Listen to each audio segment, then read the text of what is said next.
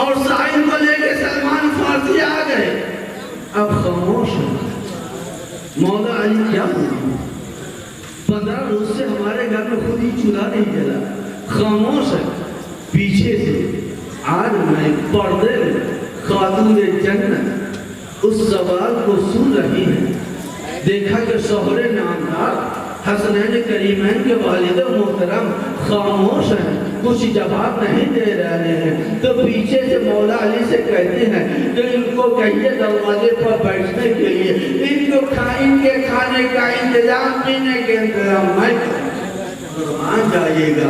وہ خاتون جنت مولا علی سے کہتے ہیں سلمان بھائی سے کہیے کہ اس سائل کو دروازے پر لے کے بیٹھے اور میں کھانے کا انتظام کروں گی. مولا علی بھی ششدر و پریشان ہے.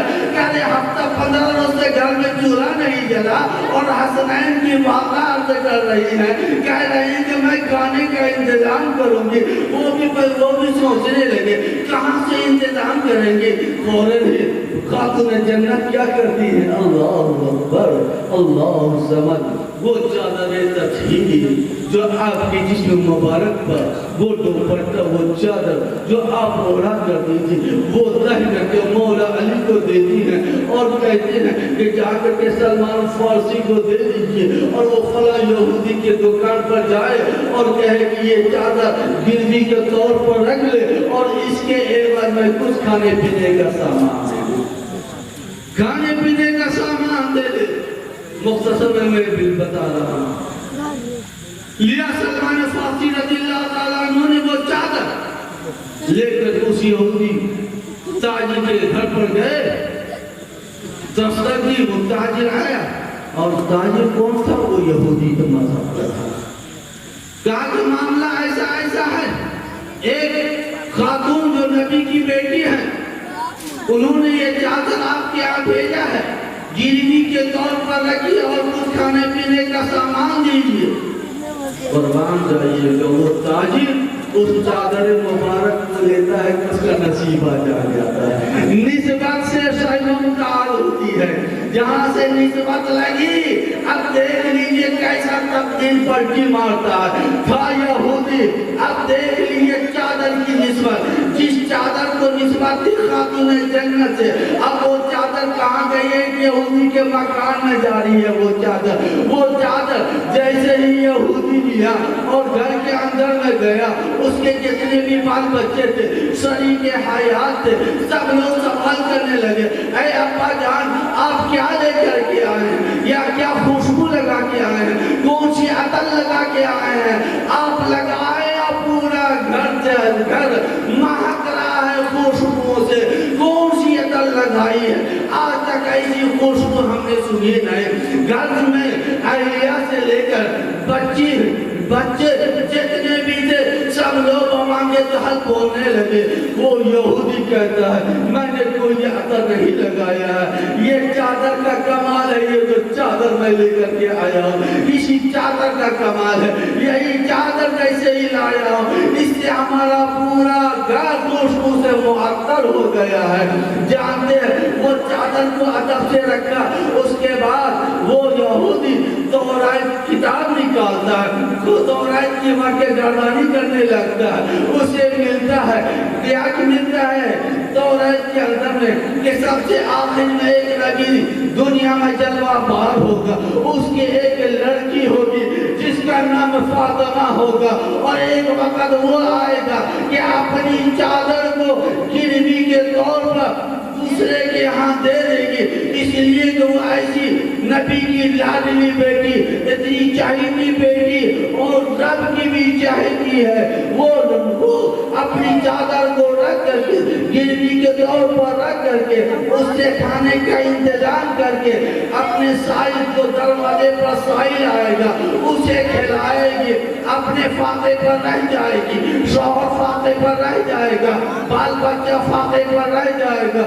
مگر دروازے پر کوئی سائل آئے گا تو وہ خالی نہیں جائے گا, وہ بھوکا نہیں جائے گا بلکہ شکم سائل ہو کر کے جائے گا. یہ کتاب کے اندر میں مطالعہ کیا, کتاب کو بند کیا لیا اور چادر کو اپنے ہونٹوں سے چوما، آنکھوں سے لگایا، سر پر رکھا. اس کے بعد اس چادر مبارک کو پھر ادب سے رکھتا ہے، ایک بوری لیتا ہے اور بوری کے اندر میں کھانے پینے کا سامان بھرتا ہے. اب بھرنے کے بعد اب باہر آتا ہے، ایک بغل میں چادر ہے اور سر کو بوری کھانے کا لیے ہوا ہے. کہا کہ اے سلمان، تمہیں اب دھونے کی ضرورت نہیں ہے، تمہیں لے جانے کی ضرورت نہیں، میں خود لے جاؤں گا. صرف جاؤں گا لے کر کے، تو میں یہودی لوٹ کر کے نہیں آؤں گا، بلکہ کلمہ طیب لا الہ الا اللہ محمد رسول اللہ پڑھ کر کے آؤں گا.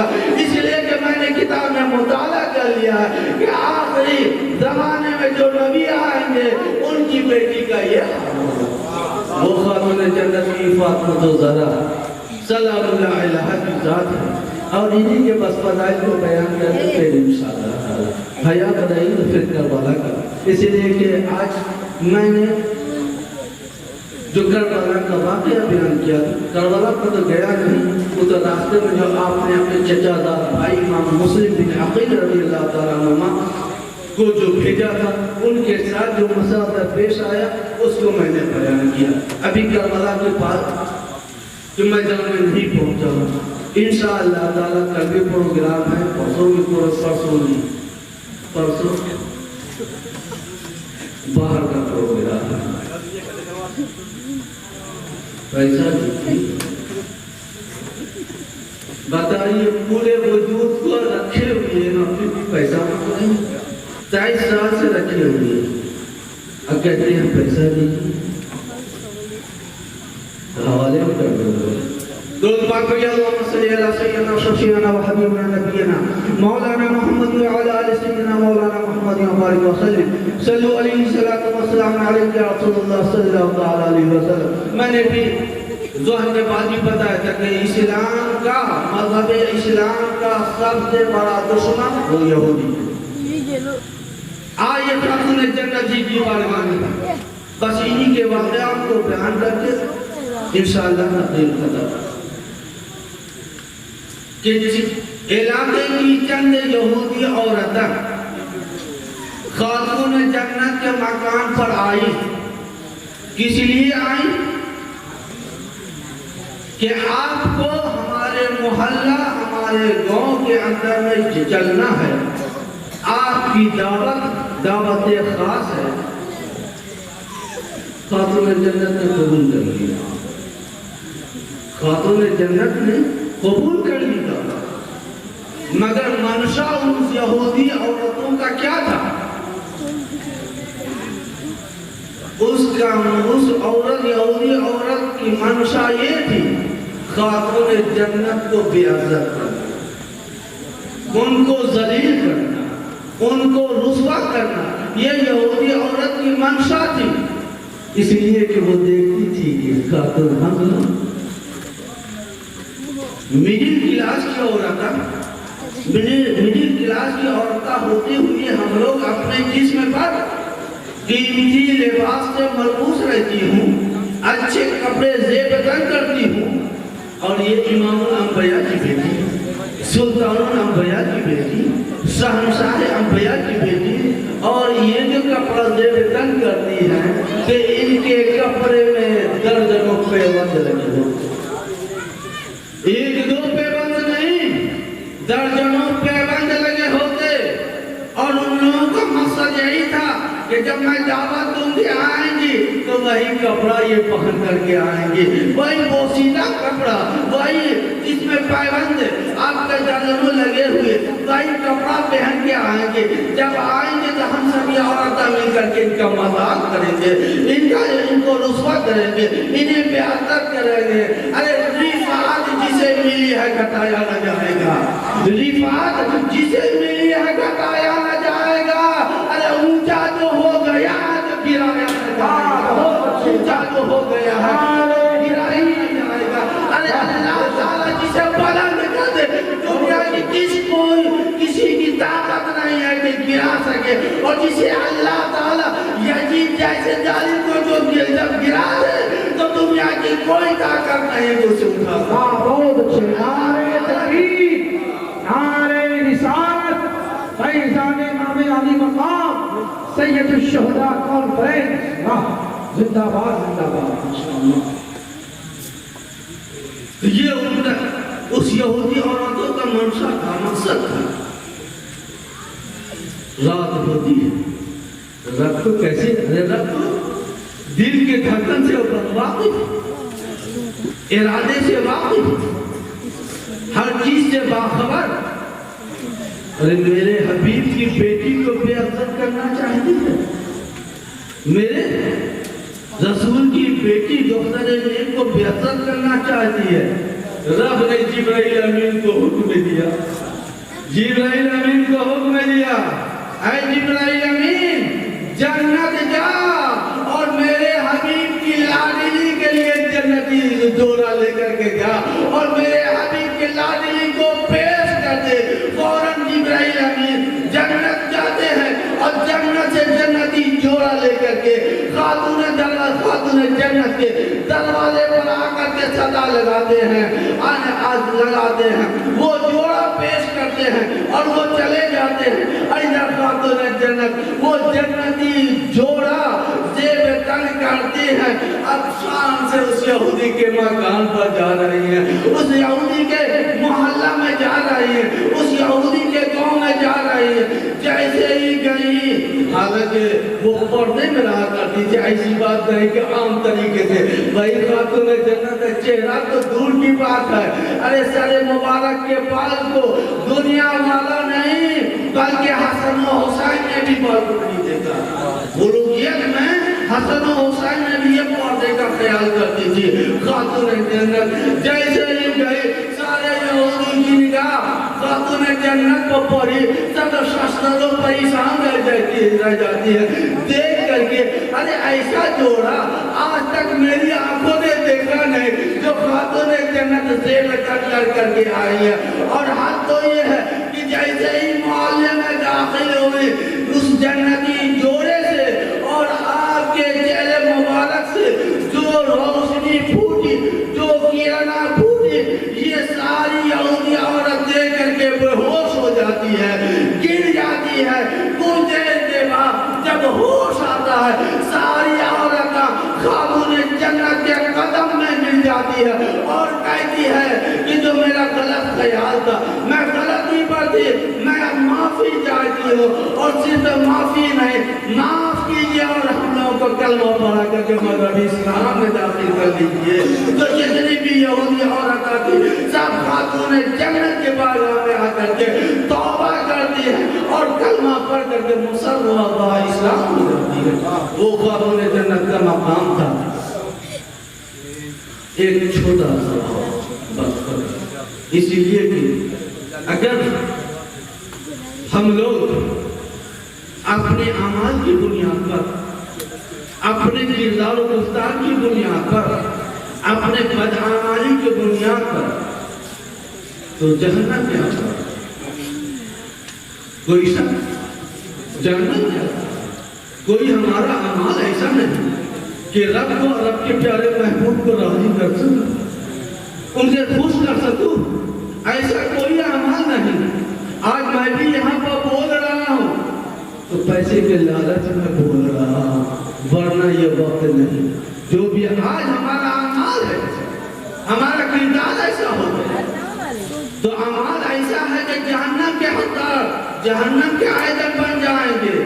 مگر کرم ہے، کرم ہے جن کا میں کلمہ پڑھتا ہوں اور ان کی آل کا کرم ہے، مولا علی کا، حسنین کریمین کا، خاتون جنت کا، کہ ان لوگوں کے صدقے میں ہماری بخشائش ہوگی اور جنت کے حقدار بنیں گے۔ اور سنیے بس یہیں پر واقعہ ختم۔ جب خاتون جنت کی بات مولا علی سے طے ہوئی تو خود آقا خاتون جنت کے پاس جاتے ہیں اور کہتے ہیں، اے فاطمہ بیٹی، میں تیرا رشتہ میں علی سے طے کرنا چاہتا ہوں، کیا تو اسے قبول کرتی ہے؟ اور تیرا دائن مہر میں 400 مثقال میں نے طے کیا، کیا یہ دائن مہر تجھے منظور ہے؟ اور مولا علی سے یہ رشتہ تجھے منظور ہے؟ تو جانتے ہیں خاتون جنت کیا سوال کرتی ہے کہ سنیے بابا جان، کیا یہ رشتہ رب کے جانب سے طے ہوا؟ خاتون جنت پہلا سوال اپنے والد محترم سے کہ کیا یہ رشتہ رب نے طے کیا؟ آقا نے فرمایا کہ ہاں بیٹی، یہ رشتہ رب نے طے کیا۔ کہا کہ یہ 400 مسکال یہ کس نے طے کیا؟ کہا کہ یہ میں نے طے کیا۔ کہا کہ جب رب نے میرا رشتہ علی سے طے کیا تو میں آپ کا دائن مہر منظور نہیں کروں گی، اگر منظور کروں گی تو میں اپنے پیارے رب سے جس نے رشتہ مولا علی سے طے کیا میں اسی سے دائن مہر لوں گی، میں آپ سے نہیں لوں گی۔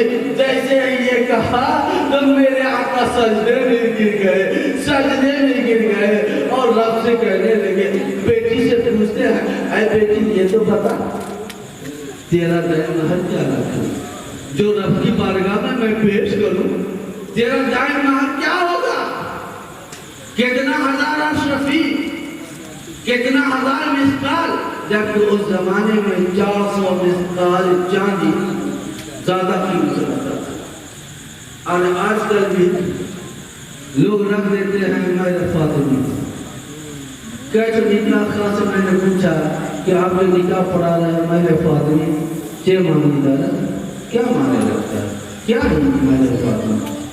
لڑکا تو آپ صاف کھول کر کے بتائیں کہ تمہیں جو دائن مہر دینا ہوگا تو اتنا دینا ہو۔ وہ تو بیچارہ جاہل، اسے کیا معلوم کہ 400 مسکال یا میرے فاطمی کیا ہے؟ اور خود نکاح پڑھانے والے کو پتہ نہیں، معلوم نہیں کہ کیا ہوگا۔ ایسا تو معاملہ آج کے دور میں۔ تو خاتون جنت سے جب والد محترم نے پوچھا کہ تمہارا دائن مہر کیا رکھا جائے تو وہ بی بی فاطمہ سلام اللہ علیہا عرض کرتی ہے، آنکھ سے آنسو کے قطرے جاری اور کہتے ہیں، ابا جان اکثر و بیشتر کبھی صبح کبھی ظہر میں اور رات میں تو روزانہ میں آپ کو دیکھتی ہوں کہ آپ اپنی پیشانی کو زمین پر رکھ کر یعنی روتے رہتے ہیں اور اپنی امتوں کی بخشش کے لیے دعائیں کرتے رہتے ہیں۔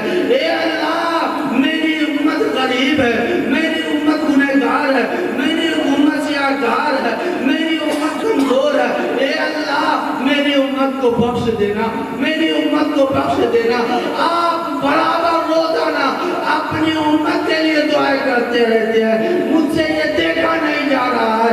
رب سے کہیے کہ میرا دائن مہر تو اللہ تعالیٰ رکھے تو آپ کی آدھی امت کو اللہ تعالیٰ بخش دے، یہی میری دائن مہر ہے۔ جانتے ہیں یہ آپ اللہ کی بارگاہ میں اللہ آقا صلی اللہ علیہ وسلم التجا کر رہے ہیں، یہ بھی فاطمہ زہرا یہ تیری بارگاہ میں التجا کر رہی ہے۔ فوراً رب نے قبول کیا اور کہا کہ اے میرے محبوب جا کر کے میری فاطمہ کو کہہ دیجئے اللہ نے تیرے مہر کو قبول کیا، تیرے مہر کے صدقے میں اپنے حبیب کی آدھی امت کو میں بخش دوں۔ وہ خاتون جنت ہے، وہ خاتون جنت ہے۔ اب بات نبی کے، وہ امام الانبیاء اپنے امتی کے لیے اس طریقے سے رہا تو ان کی بیٹی سے بھی نہیں دیکھا گیا کہ وہ ابا جان کی امت وہ جہنم میں جائے، بلکہ رب کو منا لیا۔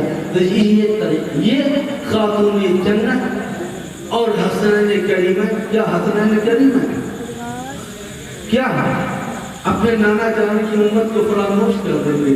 ارے میرا وجدان یہ کہتا ہے کہ جب میدان محشر قائم ہوگا تو میرے امام عالی مقام میدان کرب و بلا میں جتنے بھی آل آپ کے احباب اور آپ بذات خود سب کے خون کو لے کر کے اللہ کے بارگاہ میں حاضر ہوں گے اور اللہ کی بارگاہ میں التجا کریں گے، اے مالک و مولا جتنا یہ خون کا قطرہ ہے میرے نانا جان کی امت کو فخر دے، تبھی میں راضی ہوں گا اور اللہ تعالیٰ اسے قبول فرمائے گا۔ تو ہم لوگ بہت ہی خوش نصیب ہے کہ اللہ تبارک و تعالیٰ نے اگر نبی دیا تو امام الانبیاء دیا، اگر شہید دیا تو شہید آدم عطا کیا، سید الشہداء۔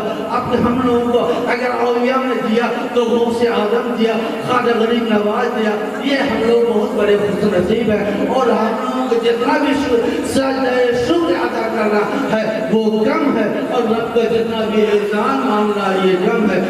چاہیے اللہ تعالیٰ نے جو ہمیں اور آپ کو زندگی بخشی ہے اس رب کا شکریہ ادا کرا، اور شکریہ کیسے صرف زبان سے نہیں بلکہ سرداریز ہو کر کے اللہ کا شکریہ ادا کرا، تو انشاءاللہ تعالیٰ یہاں بھی کامیاب رہیں گے، اور مرنے کے بعد اور مرنے کے بعد قبر میں بھی کامیاب رہیں گے۔ حسین کا صدقہ وہاں بھی ملے گا، اور خود آقا تشریف لائیں گے قبر کے اندر میں، تو انشاءاللہ تعالیٰ ہمارا اور آپ کا قبر اندھیرا نہیں ہوگا بلکہ منور ہو جائے گا۔ ان امتیوں میں سے اللہ تبارک و تعالیٰ کہنے سننے سے زیادہ عمل کرنے کی توفیق عطا فرمائے، اور اللہ تبارک و تعالیٰ کی التجا